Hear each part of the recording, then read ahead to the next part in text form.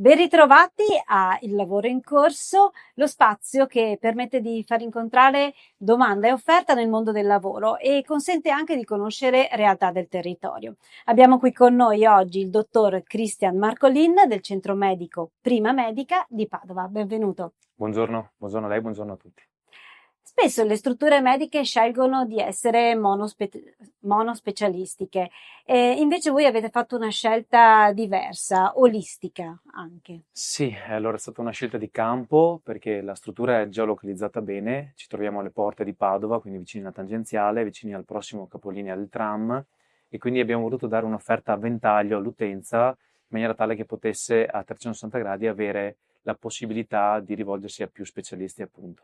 E questo per noi, anche se il trend di solito premia il monotema, il monotematico, per noi invece è stato un plus valore perché crediamo che se il paziente, l'utente, quando si rivolge a noi, ha la possibilità di avere un approccio multidisciplinare o interdisciplinare alle sue spalle, è sicuramente più arricchito poi in tutta quella che è la prognosi e in quello che è il giudizio finale. Cioè, se ne va, però nell'eventualità sa che può avere un consulto dietro le quinte di più specialisti che concorrono a 360 gradi per approcciarsi al suo problema.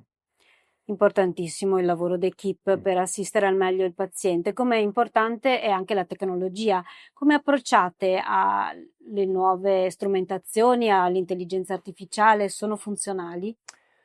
Allora questa è una bella domanda, è un quesito aperto per molti perché la nuova tecnologia arriva sempre in soccorso e va sempre filtrata per quello che può essere utile all'essere umano. In questo caso l'intelligenza artificiale per noi è sicuramente qualcosa che va attenzionato, va introdotto anche nelle tecnologie che già utilizziamo, pur non dimenticando che è sempre l'uomo il fine della scienza e non deve essere mai il mezzo. Quindi la stessa intelligenza artificiale deve porsi in questo modo, come nell'approccio della medicina ippocratica, con l'uomo che resta al centro. Quindi cercheremo sempre di difendere la competenza e l'umanità al di là appunto delle capacità utilitaristiche e funzionali che può portare l'intelligenza artificiale. Per quanto riguarda il settore medico, è un momento un po' critico, mancano figure professionali. Voi al momento che tipo di figura state cercando a completamento del vostro organico? Allora, abbiamo un ottimo pool di specialisti e in questo momento stiamo cercando in realtà di rafforzare la parte del front office con una figura che sia ibrida, un po' amministrativa e un po' impiegatizia per aiutarci a gestire la logistica, diciamo, delle chiamate e l'affluenza del centro. Nel settore medico un altro tema un po' critico è quello dei tempi di attesa. La vostra struttura come riesce a dare risposta a questa problematica? Allora, sì, è stata una cosa che abbiamo messo sul mirino subito ed è quello che ci ha spinti a stare nel privato perché pur io essendo un grande sostenitore del pubblico so che in questo momento è un po' in sofferenza per alcuni servizi, il privato invece riesce a essere molto più snello nella risposta.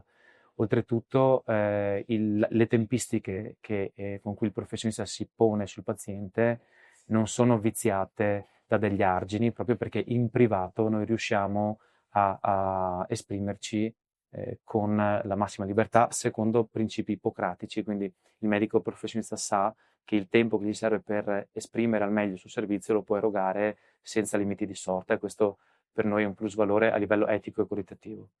Importantissimo, infatti. Ricordiamo allora questa figura che state cercando e in che zona precisamente dovrà operare.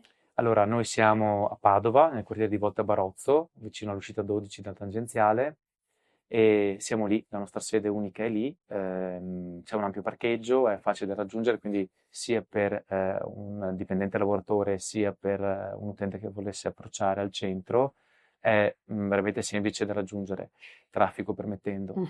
E quindi nei limitrofi magari è più congeniale, ma ripeto, è una zona molto, molto Comoda. agganciabile, sì. La figura è quella di un referente del front office che, come dicevamo prima, dovrà avere competenze un po' amministrative, ma soprattutto poter fare da prima accoglienza per i Di approccio, pazienti. sì. Ricordiamo anche il vostro sito internet dove trovare tutte le informazioni. È www.primamedica.it. E ricordiamo anche eventualmente un'email a cui poter scrivere. info@primamedica.it.